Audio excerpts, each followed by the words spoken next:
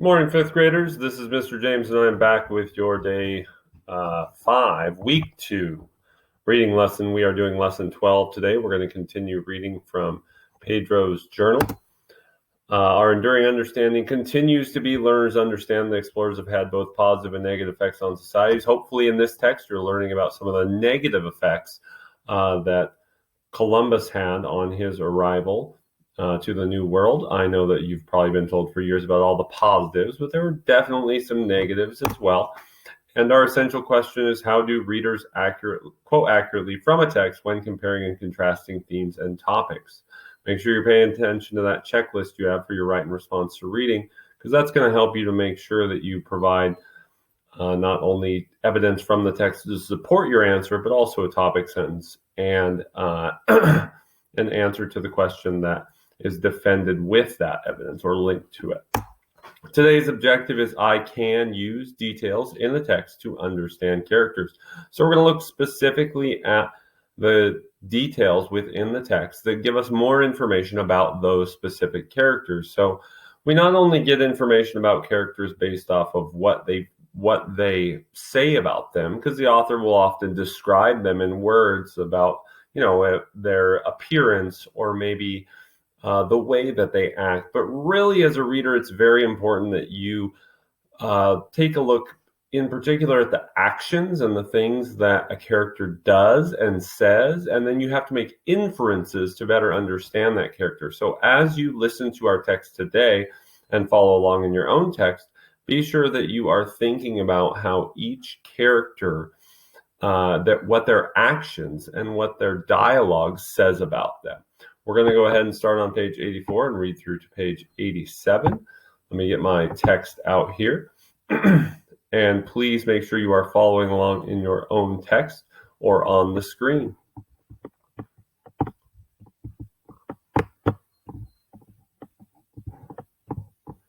Oh, sorry, I got to click back there.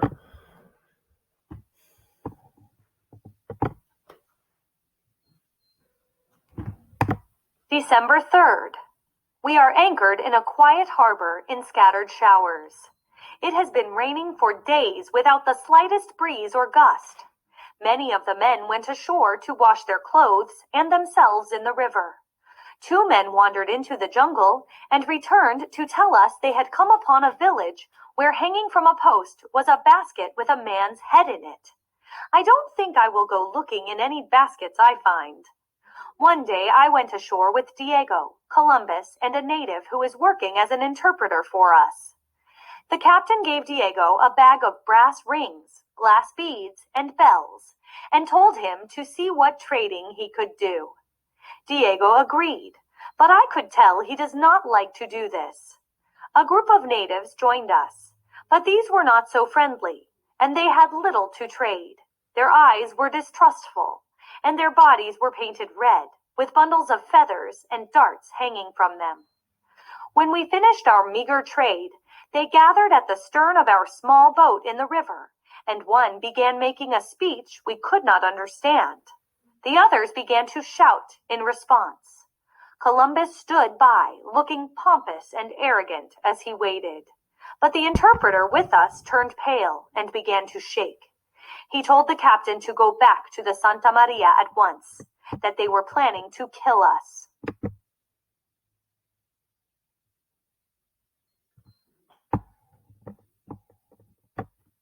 I hopped right in the boat to go back, but Diego didn't move, and Columbus laughed. He interrupted the village speechmaker and drew his sword from his scabbard. With a gentle smile on his face, he showed him the steel glistening in the sun, sliced clear through a leather strap the speechmaker bore around his neck, and the man's beads tumbled into the sand.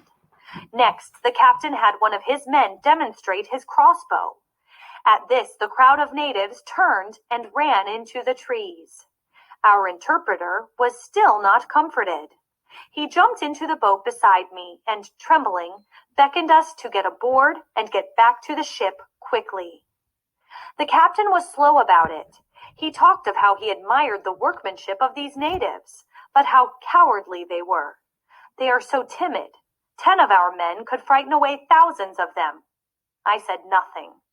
The captain expects nothing of me. I just watched silent Diego's back, straining and bulging in rhythm, as he helped row us back to the Santa Maria.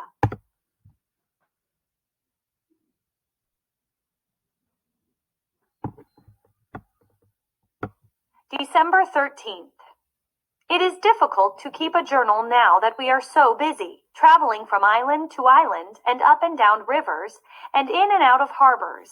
There are no longer endless empty jaunts into the western sky.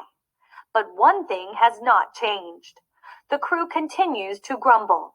They are saying this is not Asia at all, that this whole trip has been a costly failure. They say they will be laughed at when we finally return home. There are no silks, no treasures, and just tiny trinkets of gold. All we will bring back are spools of rough cotton thread, a few rustic spears, and some natives who grow quieter and thinner with each day they spend on board the Santa Maria. Columbus goes on naming everything he touches. He sees a cape of land, and he says, "I christen you Cabo de la Estrella," or "Hail Cabo del Elefante." "I name you Cabo de Sinquin," or "Isla de la Tortuga." "And you I name Puerto de San Nicolas." I am surprised he doesn't name the birds as they fly by. Every time his feet touch land, he thrusts a cross into the sand and claims it for the King and Queen of Spain.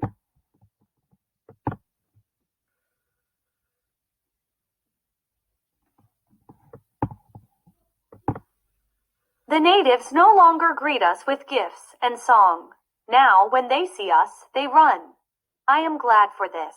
Except yesterday, 3 sailors ran after them and brought back to the ship a most beautiful young girl. Columbus wanted to talk to her and convince her that we are harmless and wish only to trade. There seemed to be an instant tenderness between her and the other native women on board, whom I've written of before.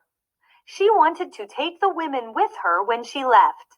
Columbus refused, of course, telling her to go back to her people and tell them he means no harm.